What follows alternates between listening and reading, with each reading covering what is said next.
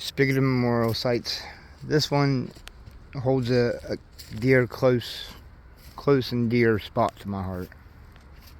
If you don't know where we are, this is Fort Hood, Cavazos, whatever. There's a tank. That is currently what I work on. Our tanks for the government. And then over there is a Bradley. And this is the First Cav Memorial Site. All these names. It's kind of like the Vietnam War Memorial Site. All these names of people who have died in the war in Iraq. Obviously, there's different campaigns for different things.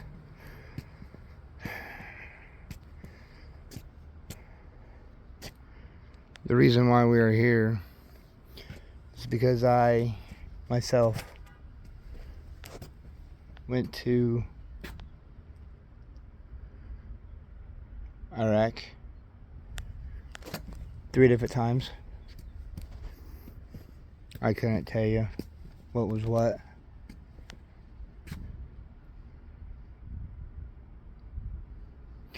But I was stationed in Makuba, and it was not only my first rotation,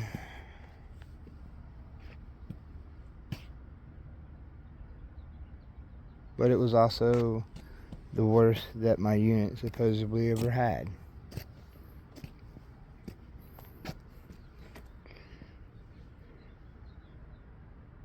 Now,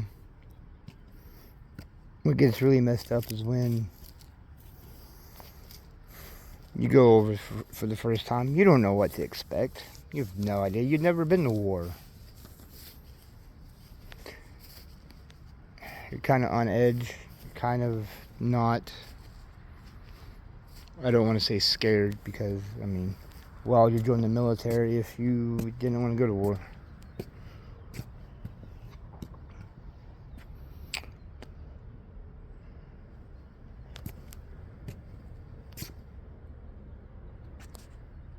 With that being said,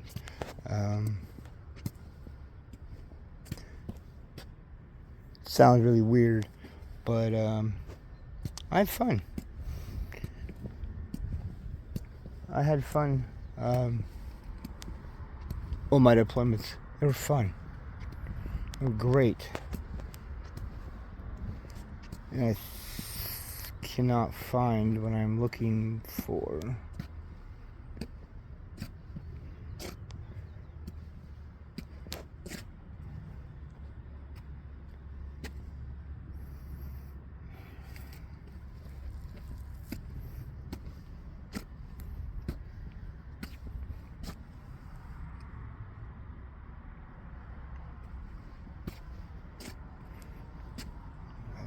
Can't find what I'm looking for. I don't know how long it's been. It's really shitty.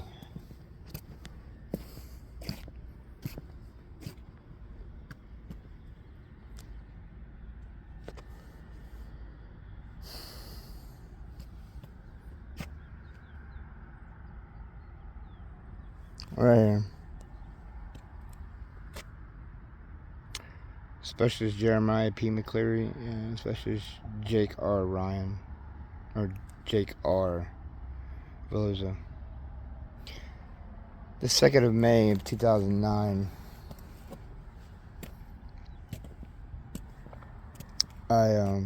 they were 2 very good close friends of mine. One, we hang out, McCleary, everybody called him,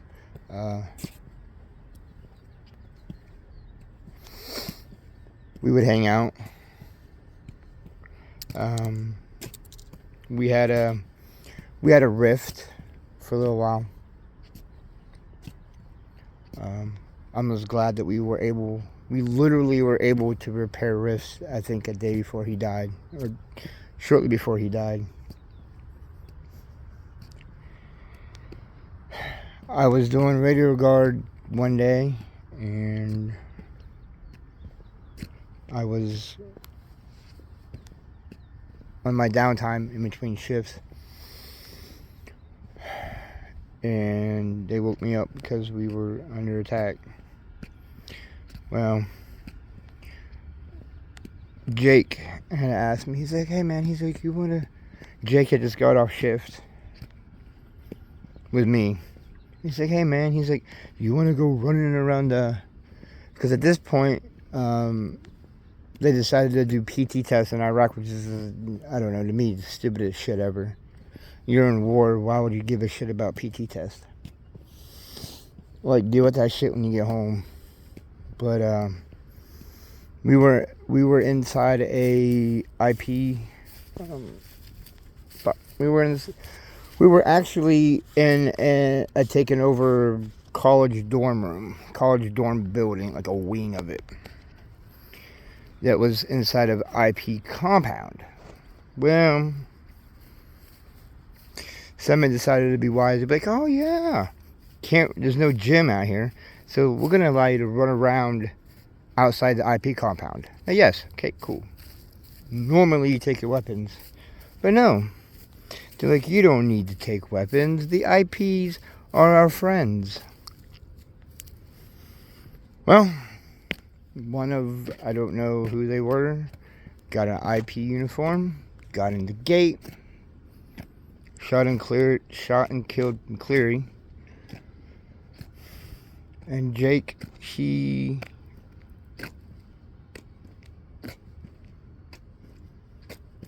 I honestly can't even think of what was going through Jake's mind moments before he died. All I know is what the investigator showed me from whatever reenactments they had. But I don't believe that's how he went down.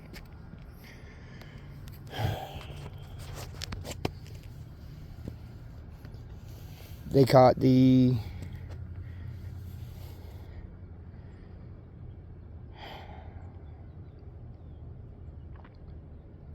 I remember the first time shooting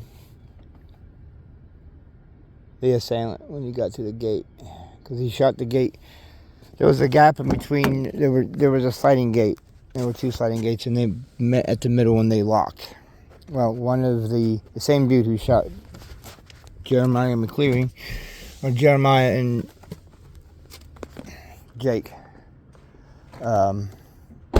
came up to the gate, shot the gate guard in the face. The gate guard lost an eye. I can't remember if he died or not. Another good friend of mine, Sergeant First Class Armstead, he got shot in the leg. The medic tried to save it, couldn't. By the time he got to Germany to get operated on, he had lost too much blood and had to lose both legs.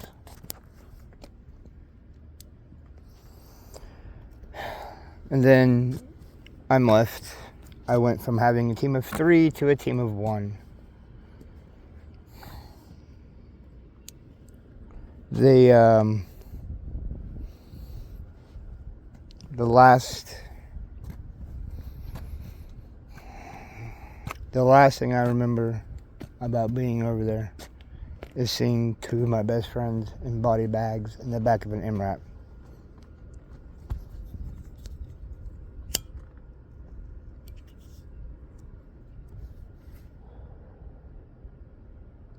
And the fucked up thing is, though, I don't think I've ever told anybody this story before.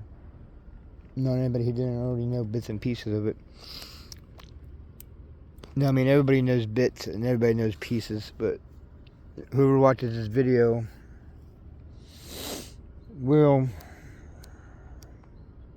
has already received the whole story.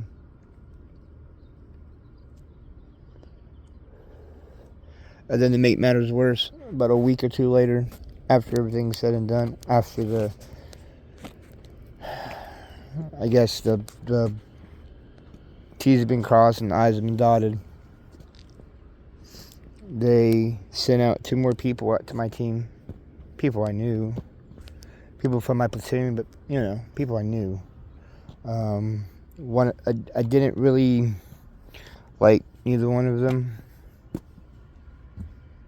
I tried to be nice. I got woken up one morning or one night by one of the guys that was sent to replace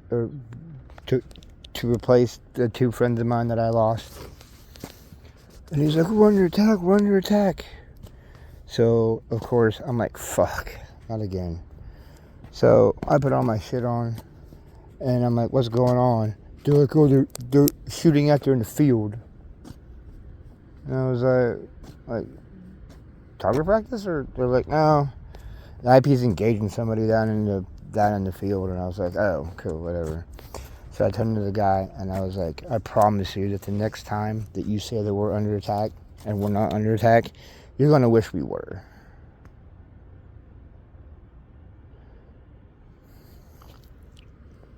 And he's like, "What is this supposed to mean?" I was like, "Well, don't worry about it. If you never say it, then you ain't gotta worry about it."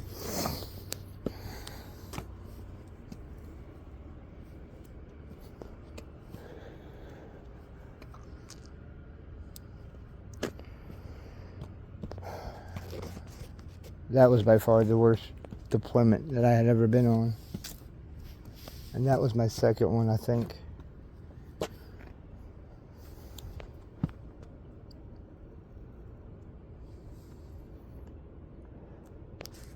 Yeah, that was the second one, because the third one I was fighting with the platoon sergeant to not go out before route clearance after the air quality was black.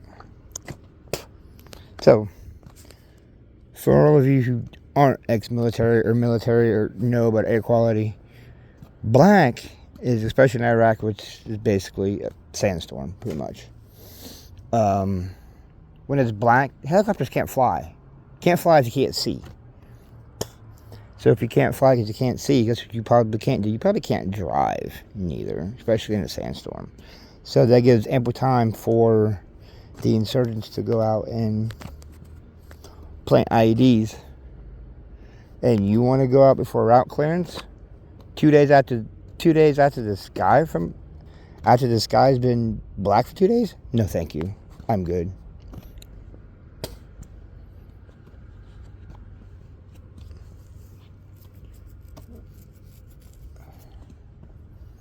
I won't refuse a direct order, but I will refuse a direct order if it puts me, or at that time, me and my crew in danger. Won't do it. I get it, it's war,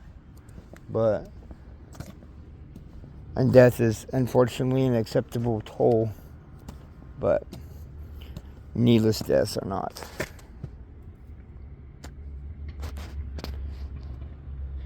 Just a little bit about me. I will try to post more later.